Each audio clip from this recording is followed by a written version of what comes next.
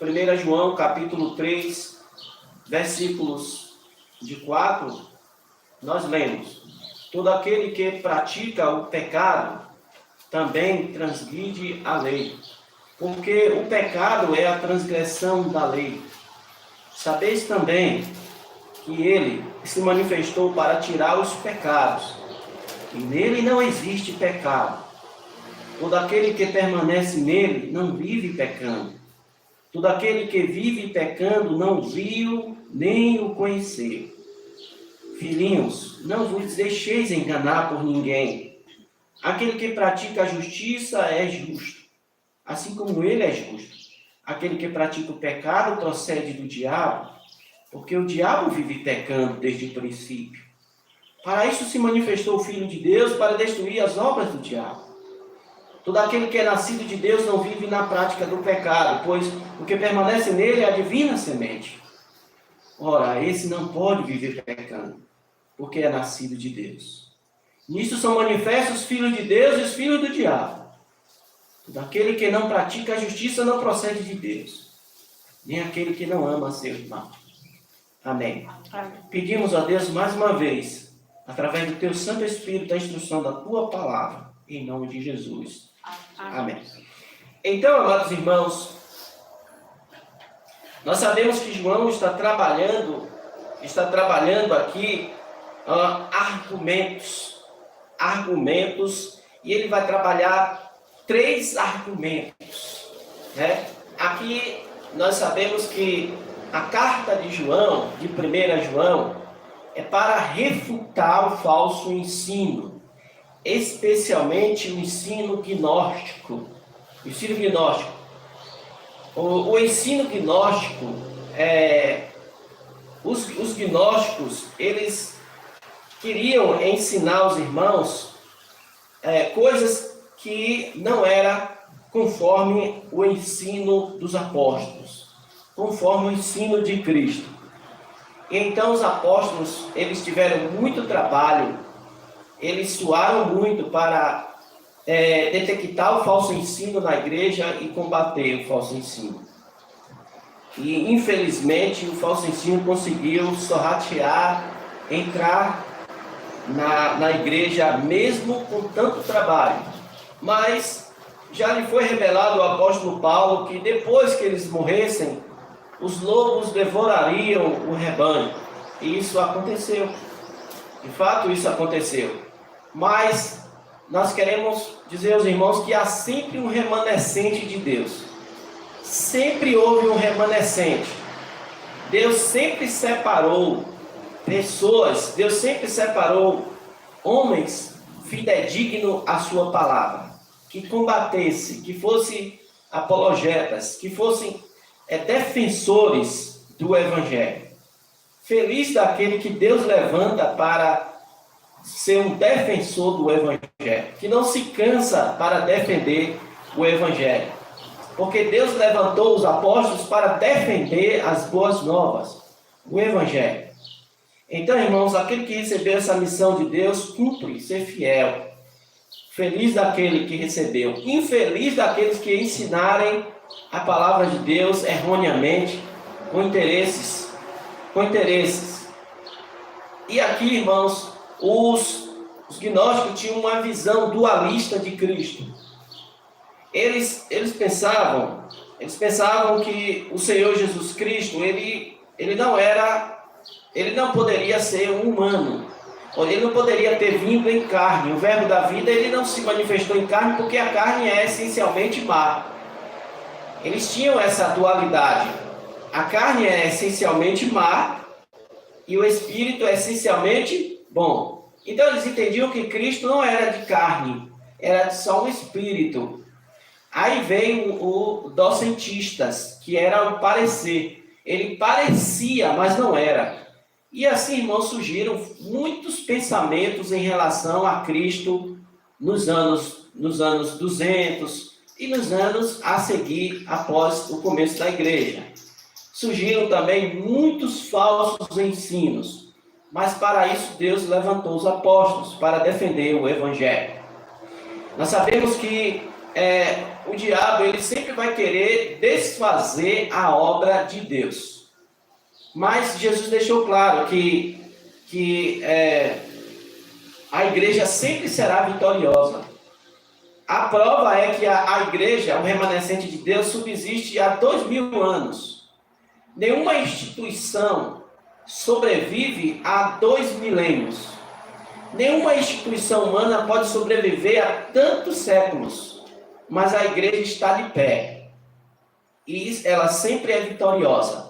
Sempre quando o inimigo consegue, com o falso ensino, digamos assim, a praga do falso ensino, mas Deus sempre separa aqueles, Deus tira aqueles de lá e continua ensinando a palavra de Deus genuinamente.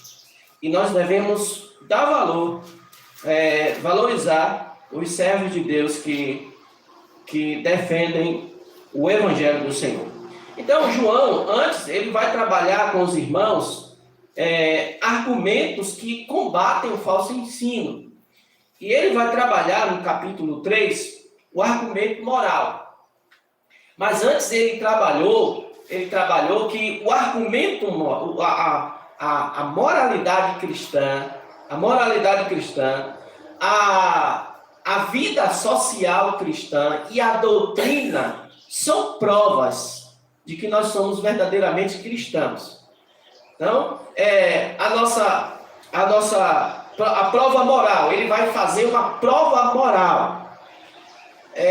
A prova moral que consiste na nossa vida com Deus, a nossa santificação, que nós realmente fomos transformados, que o crente vive de uma maneira diferente. Ele vai trabalhar isso. Na prova social, ele vai trabalhar o amor dos irmãos. É uma prova que os irmãos foram salvos, que a habitação do Espírito Santo, que os irmãos amem os seus irmãos, amem o seu próximo. Isso é uma prova. A outra prova é a prova doutrinária. Aquilo que você crê, naquilo que você é doutrinado, aquilo que você ouviu desde o princípio, que foi o Evangelho do Senhor. Então, se na prova moral ele falha, se na prova social ele também falha, se na prova doutrinária ele falha, João traz claramente que ele não é servo de Deus, nunca conheceu a Deus. João é muito claro, irmãos, na sua mensagem. João é muito claro. Aliás, o Espírito Santo de Deus é que é claro. Nós sabemos que a palavra de Deus, o autor principal é Deus. Mas também existe o autor humano, que é inspirado pelo Espírito Santo. Deus é o autor e também usou os seus apóstolos para escrever as cartas. E cada palavra que ele estava escrevendo era inspirada pelo Espírito Santo. A Bíblia diz: toda a Escritura é divinamente inspirada. E é útil para o ensino, para a correção, para a repreensão, a fim de que todo homem de Deus viva em justiça. O homem maduro na palavra de Deus. Então, irmãos, ele quer trazer os irmãos, aqui a partir do capítulo 3, ele vai trazer estas provas em forma de argumento.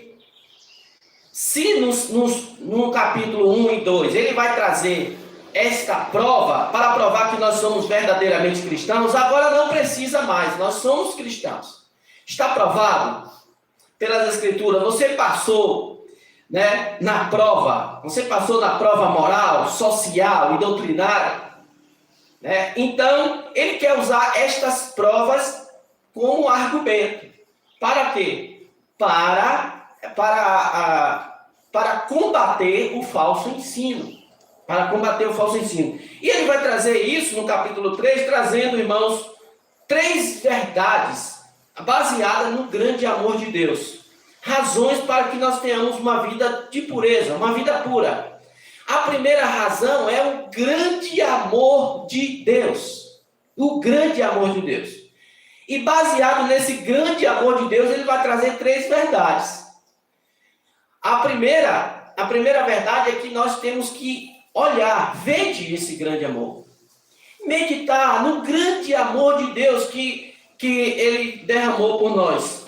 Vede que grande amor nos tem concedido o Pai. Ele chama os irmãos para ver o grande amor de Deus.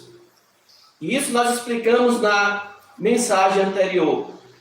Então, o argumento que nós temos para viver uma vida de pureza, já que nós passamos pelas provas, é que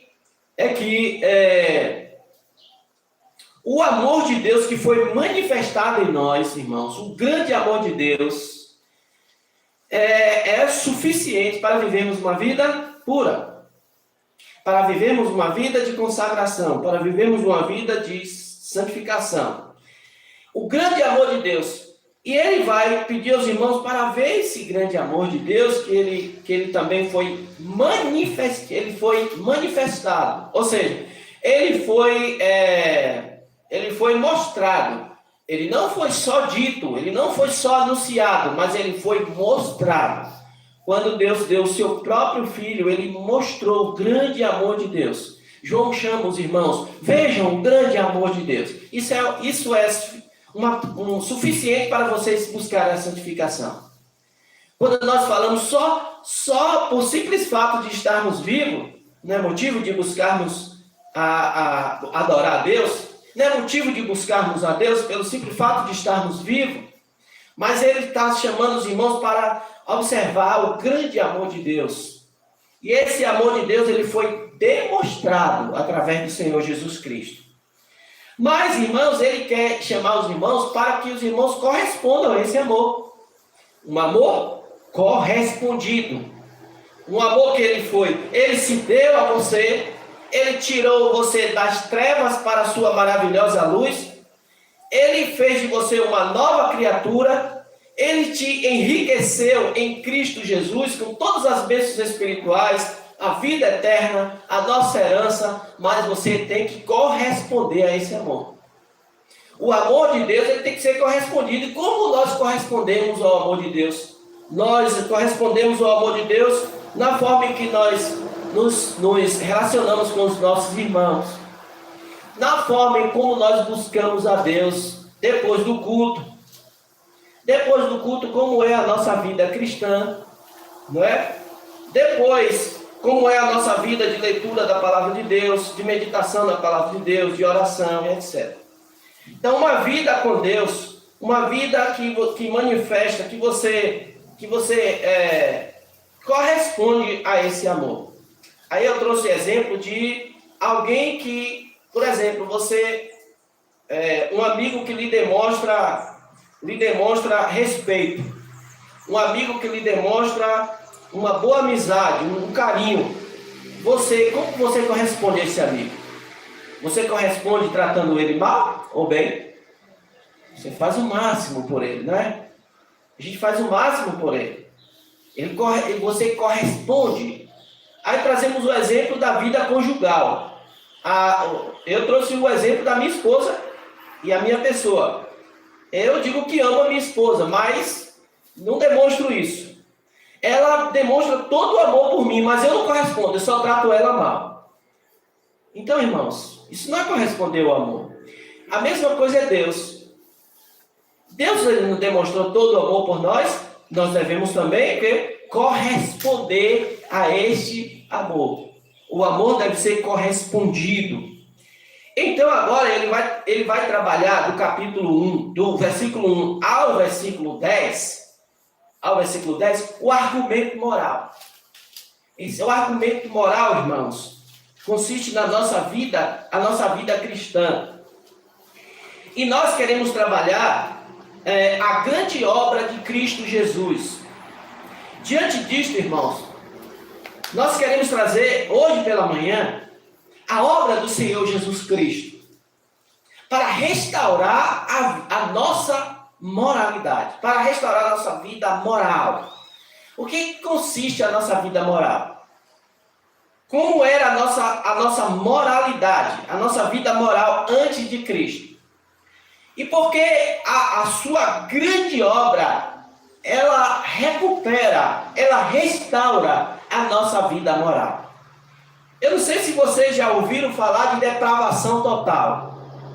Depravação total consiste em que todas as ações do homem, depois do pecado, elas foram atingidas. Por exemplo, as nossas emoções foram atingidas pelo pecado.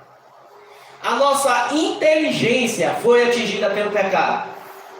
E a nossa vontade, emoções, intelecto e vontade foram atingidos pelo pecado.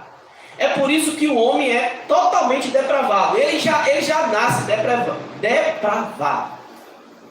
O que é depravado? Depravado significa que você já nasce pecador, com a mancha do pecado.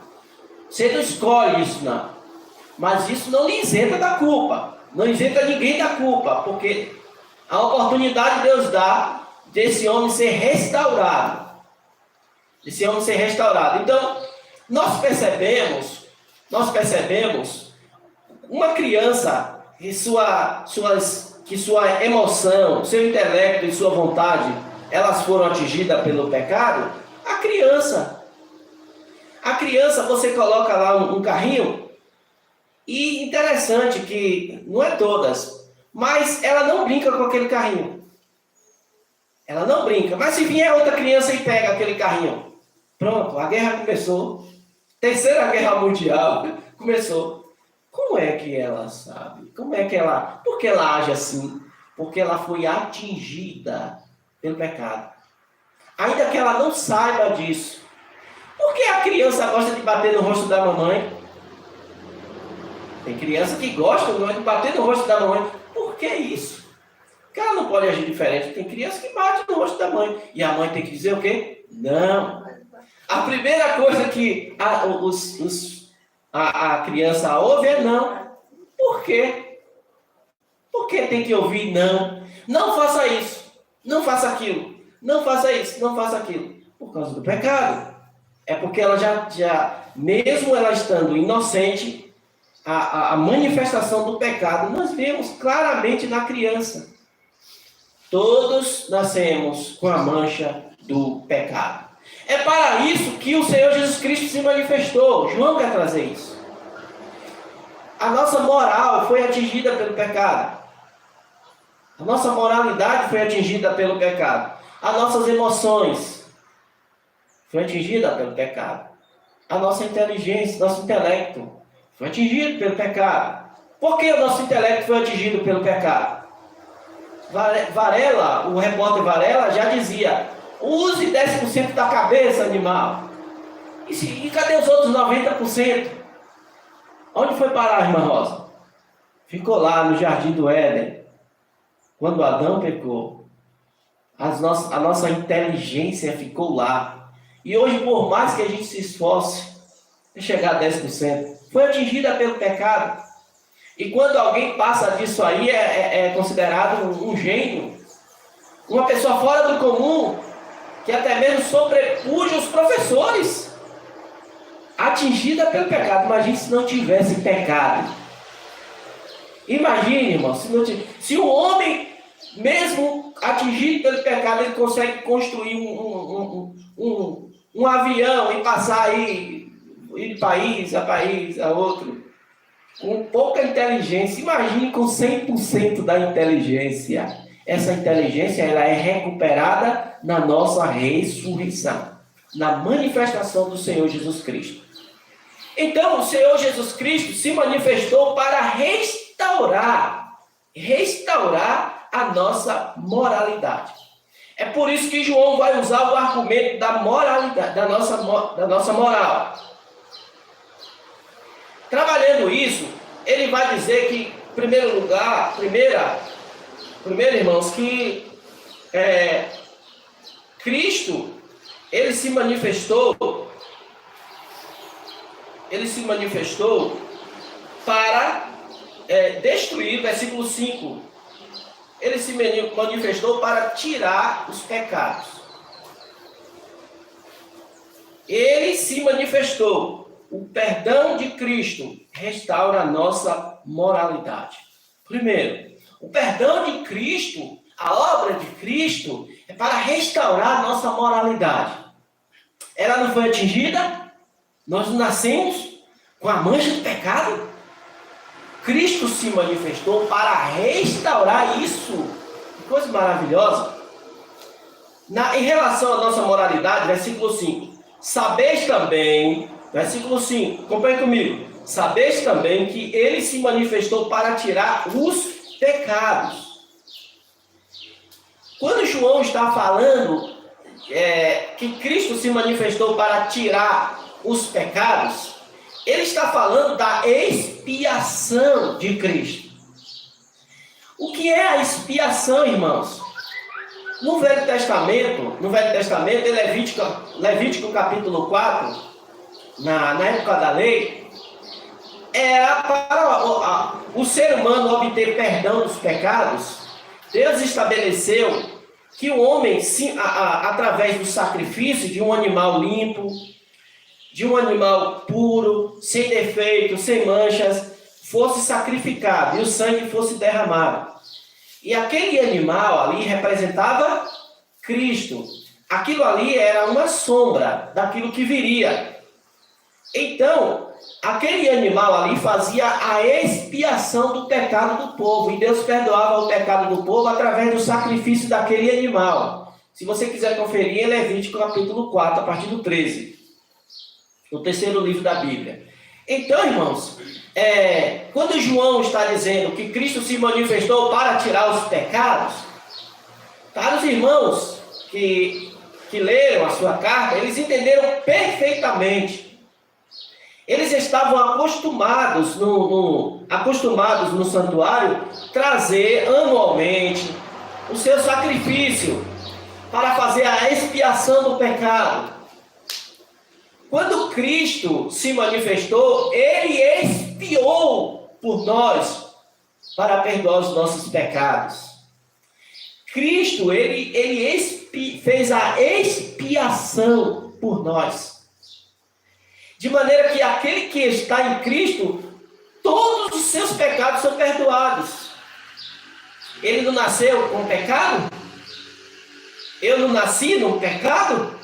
A palavra de Deus diz no Salmo: eu nasci em pecado, em iniquidade concebeu a minha mãe. Vendo aí? O salmista diz: eu nasci em pecado. Não quer dizer que o casamento é pecado, mas ele está dizendo que ele foi manchado pelo pecado desde o nascimento, e que ele nasceu na iniquidade. Pecado, iniquidade e pecado. Então, irmãos, Cristo se manifestou para restaurar a nossa moral, restaurar o nosso intelecto, restaurar a nossa vontade, restaurar a nossa emoção, as nossas emoções, o que sente a nossa alma. Então, irmãos, primeiro, Cristo se manifestou para tirar o nosso pecado. Mas João traz também essa dupla visão. Ele se manifestou para tirar o pecado, mas também nele não existe pecado. Mas como ele se manifestou para tirar o meu pecado, mas ainda peco? Mas ainda peco. Como Paulo diz, né? Miserável homem que sou. Miserável homem que sou.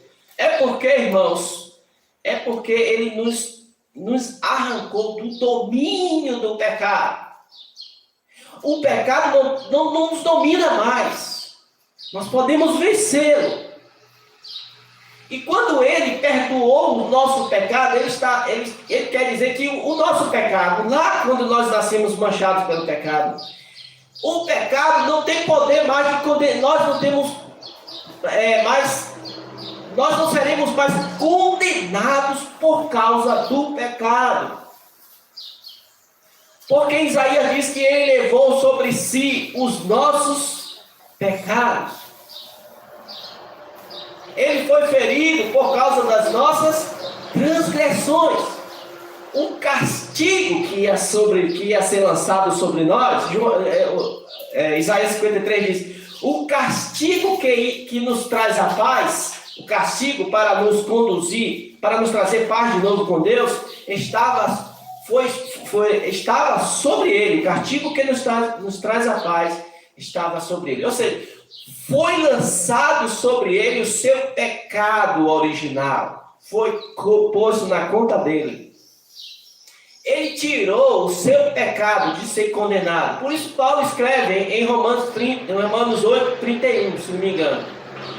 Nenhuma condenação há para aqueles que estão em Cristo Jesus. Não existe condenação para quem está em Cristo. Cristo veio para restaurar a nossa moralidade, nossa depravação total. Sim, meus irmãos, esta é a obra de Cristo Jesus. Em Colossenses 2, versículo 13. Colossenses 2, 13 diz que ele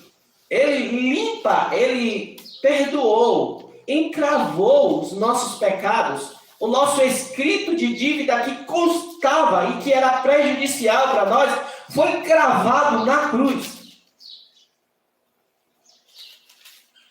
A minha dívida, desde o meu nascimento, que eu herdei de Adão, e eu estava meditando, irmãos, que muita gente, né? Muita gente, por que Adão? Por que Adão fez isso? Como é que Adão faz um negócio desse? Mas você sabia que todos nós, todo ser humano faz igualzinho a ele? Aí eu vi uma apresentação. O cidadão chegou no céu, é só para representar, né? Um vídeo. O cidadão chegou no céu, pegou na mão de Abraão, foi pegando a mão, abraçando. Mas quando chegou em Adão, ele, você não.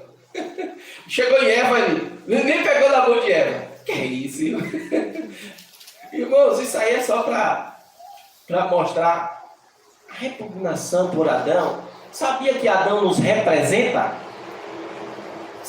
Adão nos representa, nos simboliza. Adão quer dizer que se você estivesse no lugar dele, você fazia a mesma coisa. Todo ser humano que já nasceu, até o último, faria a mesma coisa. É por isso que ele te representa e me representa. Ele é a minha cabeça caída, a minha raça caída. Minha raça caída, porém Cristo é a minha raça erguida. Eu faria a mesma coisa que ele. Qualquer um faria. Não é à toa que ele me representa. É como que Deus está dizendo, você no lugar de Adão, você fazia a mesma coisa. Não foi à toa que você... É por isso que você herda um pecado. Porque você faria a mesma, você se rebelou. Quando Deus viu, por isso que nós estamos em Adão. No velho homem também. Mesmo restaurado pelo segundo Adão, ainda carregamos o velho homem. Porque você é tipo um Adão caído. Você também se rebelou contra Deus. Quando você erra, por isso que nós somos culpados. Porque você, se estivesse no lugar dele, você está lá representando ele. Você caía também, fazia a mesma coisa, se rebelava contra Deus. Não somos diferentes de Adão. Não somos, não. Faria a mesma coisa. Mas Cristo veio para restaurar a nossa moralidade. Para restaurar. Portanto, irmãos, uma pessoa que está em Cristo é impossível que não haja mudança. Se ele restaura, é porque há mudança. Por exemplo, a sua vontade foi mudada no momento que você abraçou Cristo pela fé. Quer ver que foi mudada? Olha você aí onde está, aqui na igreja. Antes você não queria conta. Você não queria ver o irmão Irênio. E queria conta com o irmão Irênio. Achava o irmão Irênio, irmão Luzia chato. Mas hoje você gosta, porque sua vontade foi mudada. Cristo já restaurou a sua vontade. Sua vontade foi mudada. As suas emoções foram mudadas, porque estava direcionada para o lugar errado. Agora ele redirecionou as suas emoções para as coisas corretas, as coisas certas. A gente antes se emocionava pela idolatria, Antes se emocionava pelas coisas do mundo, pelo sistema do mundo. Ali nós empregávamos nosso tempo. Hoje não. Nós queremos saber disso. Misericórdia, longe de nós. Longe de nós. Porque já foi mudado. Cristo já mudou. Amém? Cristo mudou. Cristo se manifestou para isso. Para mudar a nossa moral. Nossa moralidade foi mudada. Então é um argumento forte para você buscar Deus. Para você não ser enganado. Argumento forte. Segundo, irmãos, que Cristo, ele se manifestou.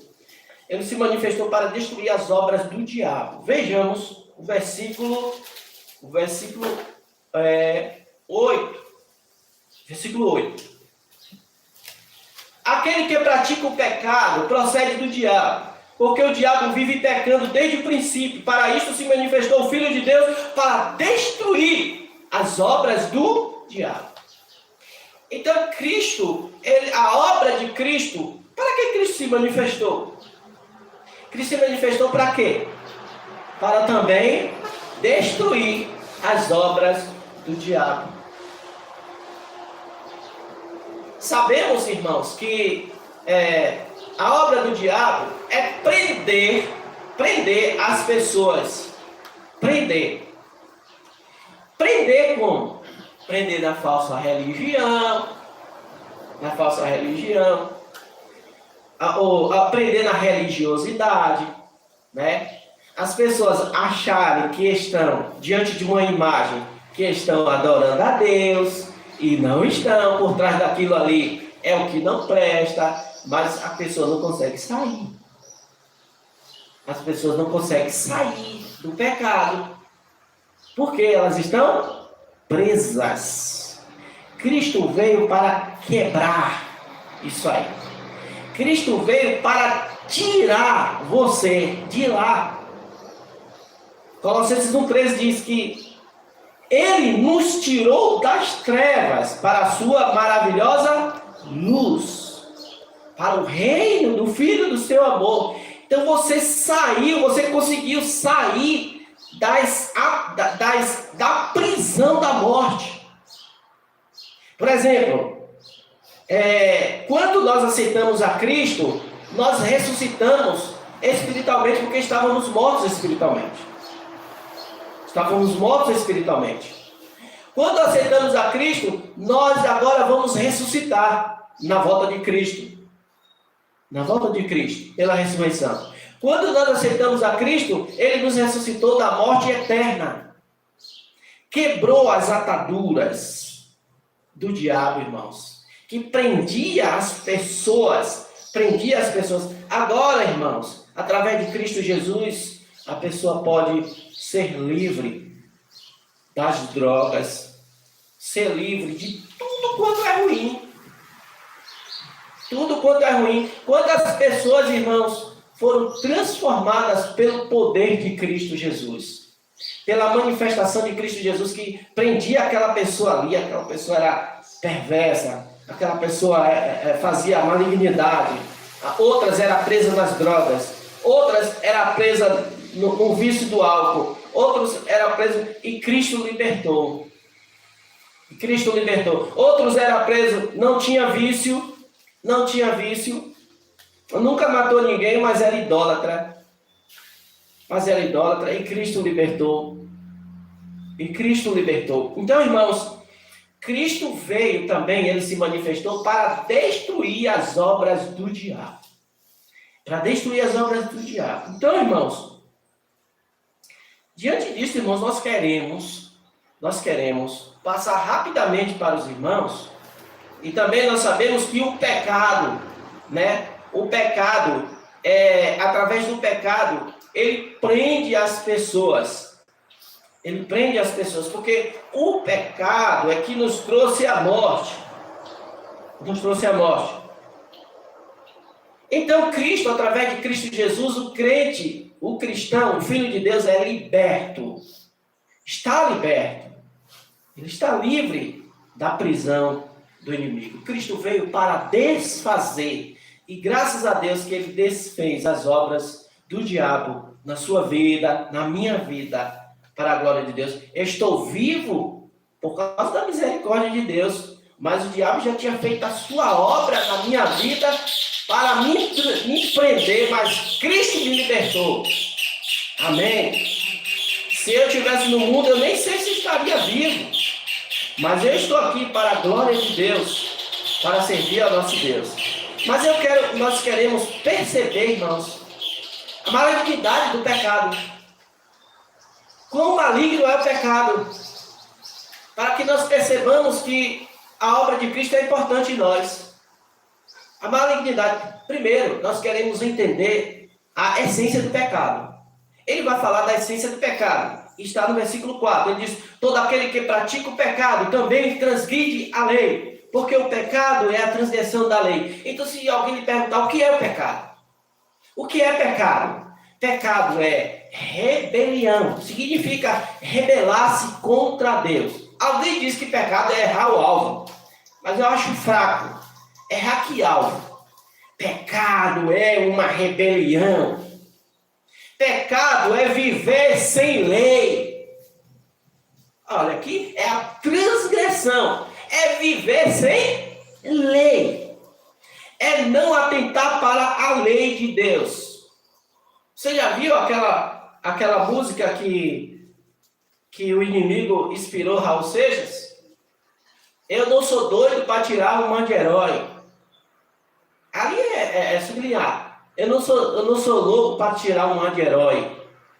É o diabo dizendo que Cristo está tirando um manto de herói por estar morrendo na cruz. Ele disse: sou cowboy fora da lei.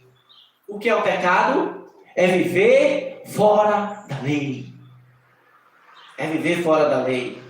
A lei para mim não importa. Os mandamentos de Deus não importa. Eu quero viver ao meu modo, o meu prazer. As coisas de Deus é um fardo para mim. Então não há lei para mim. Eu faço o que eu quero. Isso é do diabo, irmãos.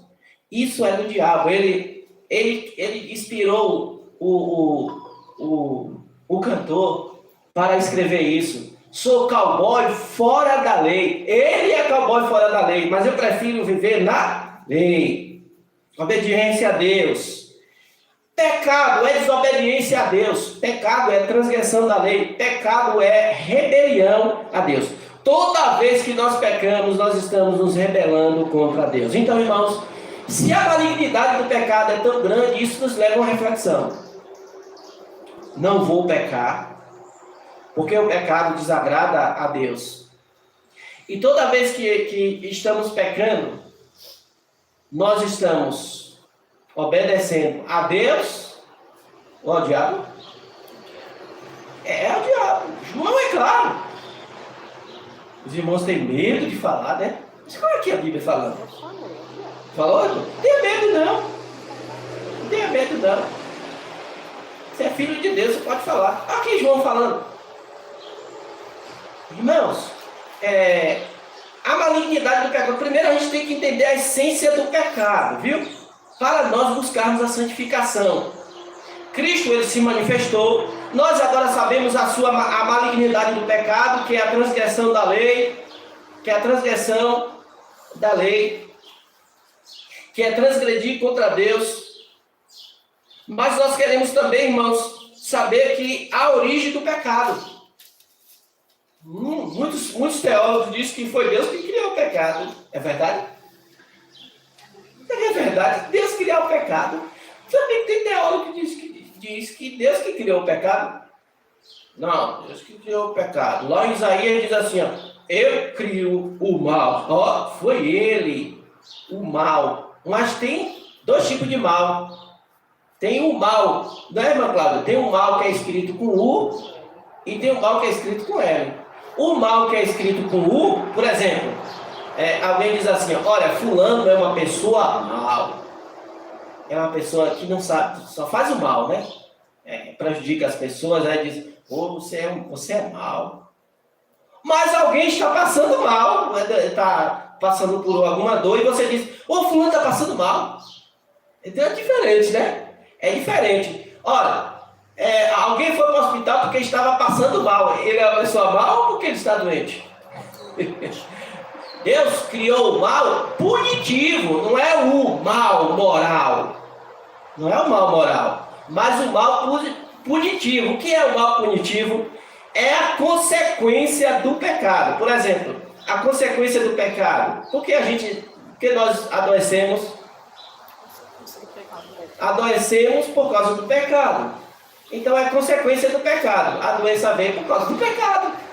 Mas Deus não criou o pecado. Onde então está a origem do pecado?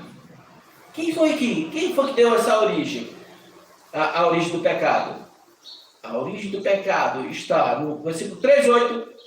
O versículo 8. Aquele que pratica o pecado procede de quem? Então, quem se originou em quem? Se quem pratica o pecado procede do diabo, então o pecado se originou nele, não em Deus. Não, de maneira nenhuma. O pecado tem a origem no diabo. Jesus escreve lá em João 8,44 que o diabo é homicida desde o princípio. Ele é mentiroso. Ele nunca se firmou na verdade. Ele diz: aquele que pratica o pecado procede do diabo, porque o diabo vive pecando desde o princípio. Desde o princípio, ele só sabe pecar. Aonde se originou o pecado? No diabo. Se originou nele. Mas, irmãos, o crente pode ser vitorioso sobre o pecado. Como o crente pode ser vitorioso sobre o pecado, irmã Laura? Sobre suas próprias forças? É porque ele é buscando a Deus. Buscando a Deus. O crente pode ser vitorioso pelo pecado pelo simples fato dele estar em Cristo. É a obra de Cristo que lhe dá a vitória sobre o pecado. O sangue do Senhor Jesus Cristo. O sangue de Cristo nos purifica de todo o pecado. Então o crente é vitorioso sobre o pecado pelo simples fato dele estar no Senhor Jesus Cristo. O 3:5, o versículo 5 novamente. O versículo 5, ele diz que Cristo, ele veio. Sabeis que também que ele se manifestou para tirar os pecados, e nele não existe pecado. Então, irmãos, nós podemos ser vitoriosos sobre o pecado pelo simples fato de estarmos em Cristo. Feliz daquele que está em Cristo. Não é, irmãos? Que felicidade tem os cristãos, que felicidade tem os irmãos. Isso não é um argumento forte para nós buscarmos a Deus? Isso não é um argumento forte para nós estarmos buscando sempre a Deus? Isso não é um argumento forte para não cairmos no falso ensino? Não é um argumento? É, irmãos. Quando nós temos esse conhecimento, de Deus, nós ficamos mais fortes. Mas nós queremos concluir essa mensagem. Nós concluímos essa mensagem dizendo para os irmãos que eu quero trazer essas duas verdades para nós terminarmos a mensagem. Duas verdades que João traz nesse capítulo, nesse estudo. A primeira verdade é que é impossível o crente viver na prática do pecado. Calma, isso não é eu não estou falando, João não está escrevendo, o Espírito Santo não está ensinando que isso é por exemplo, nós somos pecadores. Ele já ensinou isso. Nós somos pecadores. Ele diz que nós não podemos viver pecando se nós somos pecadores. Como é isso? Como resolver isso? É uma contradição? Não. Significa que, irmãos, o que João está dizendo, o Espírito Santo está dizendo que o cristão não vive mais na prática. Por exemplo, você conheceu uma pessoa que aceitou a Jesus Cristo, que vivia na idolatria e ela continua lá na idolatria? Ela cai fora de lá, ela sai? Não sai? Ela sai de lá. Ela aceita Cristo, mas continua lá, ajoelhada, pedindo aos pés de um santo milagre. Ela continua? Não. De que santo? Ela continua ajoelhada aos pés de alguma imagem, pedindo perdão? Acho que ela já servia. Ela continua servindo a Deus, né? Não aquela imagem que ela se ajoelhava antes. Ela continua naquela imagem que se ajoelhava antes? Eu acho que ela não entendeu ainda que é a pessoa que aceita Jesus e vai para o programa mais ajoelhar, porque ela não entendeu ainda o que é Cristo. Amém. Ela não entendeu ainda o que é Cristo. Se ela voltar para uma imagem e voltar a se ajoelhar diante de uma imagem. A senhora não faz isso. Ela está pedindo as mesmas imagens, novamente. Mas está pedindo as imagens. Mas o cristão não vai mais fazer isso. Não. O crente mesmo que já tem o conhecimento, ele não vai. Exatamente. Não vai mais. Então ele não vai mais. Todo dia se deverá, como a Bíblia diz, quer orar, entre no teu quarto, dobra o teu joelho e ora ao Senhor. Amém. Para não dar muitas palavradas, né? Então, irmãos, o crente que estava viciado em álcool, em cachaça, antes de ser cristão, ele aceitou a Jesus. E agora? Ele vai ser mais viciado em cachaça? Não. Você não vai ver mais ele em porta de bar. Você não vai ver mais ele em porta de bar. Eu estou falando do verdadeiro cristão. Que a sua moralidade foi recuperada por Cristo. Ele não volta mais lá. O crente que anda, se ele roubava antes, ele vai continuar roubando? Ele não vai continuar roubando. João está dizendo que é impossível aquele que conheceu ao Senhor Jesus Cristo andar na prática do pecado. Ou seja, ele continuar pecando, irmãos. Ele peca, mas não é porque ele quer pecar. Porque ele faz isso porque ele quer pecar. Quando ele peca, ele sente tristeza. Eu costumo dizer, irmãos, para a gente entender o que é o pecado na vida da gente, você já entrou uma filepa de alguma madeira no seu dedo? Já? Meu, já, um bocado de vez. Quem nunca teve essa experiência? O que acontece com aquela madeirinha que está lá dentro do seu dedo? Inflama e incomoda. E quando você tira, que alívio. É o pecado. O pecado é um corpo estranho na nossa vida. A gente só fica sossegado depois que a gente confessa. Como ele ensinou aqui, em relação ao nosso pecado. Se confessarmos os nossos pecados, o 9. Os nossos pecados, ele é fiel e justo para os perdoar os pecados e nos purificar de toda justiça. Ou seja, o pecado é um corpo estranho na nossa vida. Nós não vivemos mais na prática do pecado. Nós pecamos, sim, mas quando pecamos, nós confessamos os nossos pecados. Confessamos os nossos pecados a Deus e Ele nos perdoa. Mas aquele que não conheceu a Cristo ainda, ele já acorda pecando, ele vive o dia pecando, ele vai dormir pecando e não sente nada com isso. Não sente nada. E ele vai dormir, ele vai acordar pecando, ele vai continuar pecando e não sente nada com isso. Agora, você que foi restaurado a sua moralidade, eu quero ver, quando você peca, se você não sentir nada. João diz, verdadeiramente, você nunca conheceu a Cristo. Nunca conheceu. Porque quando nós pecamos, nós sentimos tristeza. Fica incomodando a gente. Fica incomodando. A gente não se sente sossegado. Mas quando a gente pede perdão a Deus, a gente sente, que coisa boa. Oh, meu Deus, obrigado pelo teu perdão. Eu sou pecador. Eu sou pecador, sim. Eu sou pecador, mas eu tenho advogado junto ao Pai, o Senhor Jesus Cristo. Ele é a expiação, ele é a propiciação pelos nossos pecados. Então, irmãos, diante disto, para encerrar, quais motivos nós temos para viver uma vida pura diante dessa mensagem? Primeiro, a obra do Senhor Jesus Cristo. A obra do Senhor Jesus Cristo.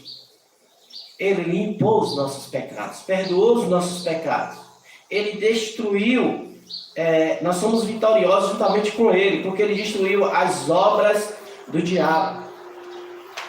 Lá em Colossenses 2, versículo 15, se você quiser ler depois, você vai ver o triunfo de Jesus na cruz. Assim também nós triunfamos com Ele na cruz. Nós triunfamos. O Senhor Jesus Cristo esmagou a cabeça da serpente na ressurreição. Quando o Senhor ressuscitou, ele esmagou a cabeça da serpente, ele destruiu as obras do diabo. Irmãos, o pecado é mau. Por isso o pecado, irmãos, é uma coisa que não é uma coisa que incomoda o cristão. É uma coisa que incomoda. É por isso que a irmã Laura orou: perdoa os nossos pecados. Nós já acordamos pedindo a Deus: Senhor, perdoa os meus pecados. Perdoa os nossos pecados. Às vezes você ora até pelos seus pecados e ora também pelos pecados dos outros também. Por exemplo, meu Deus, perdoa, eu estou orando com a minha família. Eu digo, Senhor, perdoa os nossos pecados. Porque eu estou incluindo eu e minha família. Senhor, perdoa os nossos pecados. Quando eu quero me incluir, Senhor, perdoa os meus pecados. Perdoa os meus pecados. Porque eu sei que há perdão. Há perdão em Cristo Jesus, o nosso Senhor. De maneira, irmãos, que nós somos muito felizes. Temos razão de sobras para vivermos uma vida pura com o Senhor Jesus Cristo. Amém? Amém.